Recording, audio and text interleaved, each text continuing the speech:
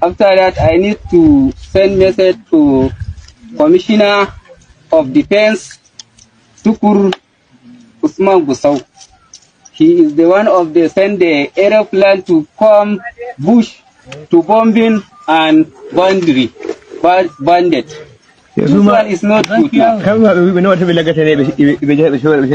So, Kuma, if you see the Fulani, the Nigeria all is the House of Fulani, not the one travel. For the first time in a long time, the equation in Zamfara has changed completely. The forests are burning, their hideouts are no longer safe, and the men who used to terrorize entire villages are now the ones begging for their lives. The headline you saw is not just a rumor. It is the reality of the new military strategy that is shaking the Northwest to its core.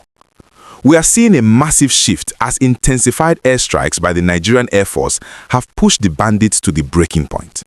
Reports are flooding in that these groups, who once boasted about being untouchable, are now reaching out to President Bola Tinubu and the Nigerian Army, pleading for a ceasefire and calling for dialogue. They are saying, stop the bombing, let's talk. But the question is it too late?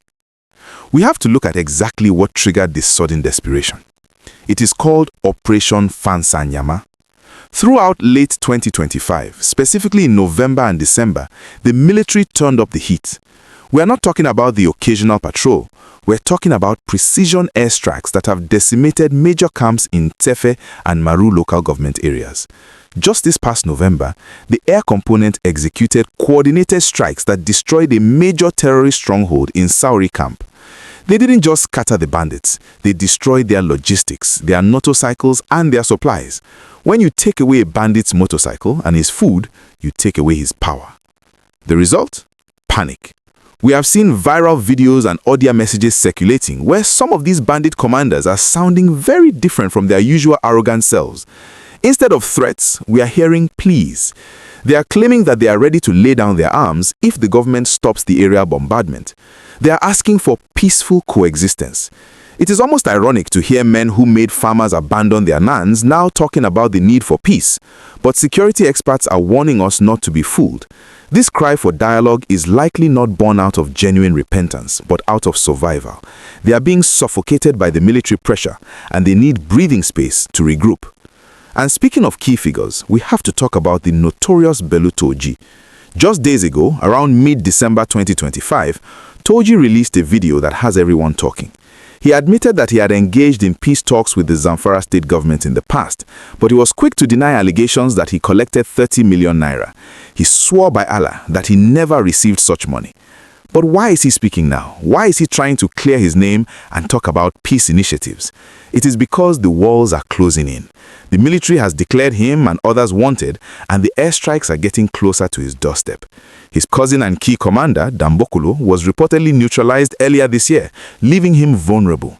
Turji knows that the current administration in Abuja is not interested in the tea and biscuits approach of the past. In fact, the federal government just sent a very loud message that dialogue is not on the table. On December 22, 2025, the Federal High Court in Abuja granted the government's request to reopen terrorism charges against suspects linked to Bello Turji. These are his financiers, his logistics suppliers, the people who buy the drugs, the uniforms, and the weapons. By reopening this case, the Tinubu administration is telling the bandits, we are not coming to talk, we are coming to prosecute. They are cutting off the supply lines while the Air Force destroys the camps. It's a two-pronged attack that has left the bandits with no option but to beg. Now, before we discuss whether the government should listen to these pleas, I have a quick question for you. Do you trust these bandits? Do you think the government should pause the bombing to listen to them? Or should they finish the job? Let me know in the comments. And if you are getting value from this update, please smash that like button right now. It helps us get this news to more Nigerians. And if you haven't subscribed, click that subscribe button and turn on the notification bell so you don't miss our next update on this war against terror. The situation in Zamfara is particularly tense because Governor Dauda Lawal has taken a hardline stance.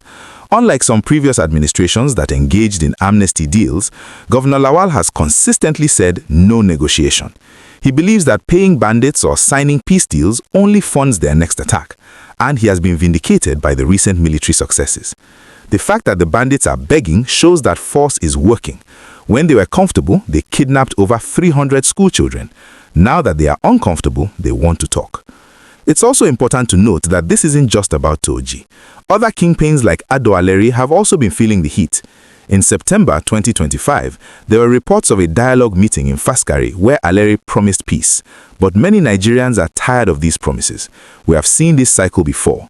They beg for peace, the military stops, they regroup, buy more weapons, and the killing starts. The peace they want is often just a ceasefire to restock their armory. The plea to President Tinubu is a direct attempt to bypass the aggressive stance of the military chiefs. They are hoping for a political solution to a military problem.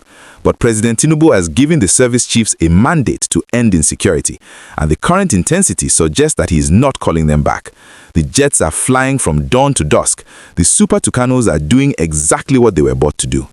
So, as we watch this play out, the ball is in the federal government's court. The bandits are desperate, they are squeezed between the Air Force in the sky and the troops on the ground. Their logistics are cut, their camps are burning, and their leaders are being hunted. The plea for dialogue is the last card they have to play. But for the families of the victims in Zamfara, for the farmers who cannot go to their farms, and for the travelers who fear the highway, the only dialogue they want to see is justice.